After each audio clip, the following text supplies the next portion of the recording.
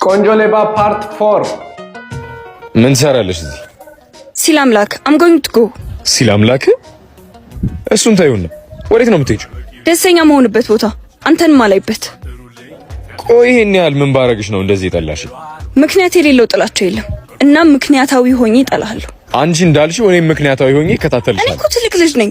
የምፈልገው ነገር ሳርቅ አንተን ማስፈቀድ አይጠበቅብኝም። የምትፈልጊውን ነገር ስታደርጊ ግን ክብርሽና ማንነትሽን ላሳጣሽ አይገባም። What do you mean? ስለምን ክብርና ማንነት ነው የምታወራው? ይኸውልሽ ባሚ እናታችን ስጠፋ ያስቀመጠችልን ደብዳቤ ነበር። ብዙ ኃላፊነት ሰጥታኝ ነው የሄደችው። የምታገኙ ሰው በሙሉ የሚጎዳሽ ይመስለኛል። ሴትነትሽን ይጠቀሙበታል ብዬ እፈራለሁ።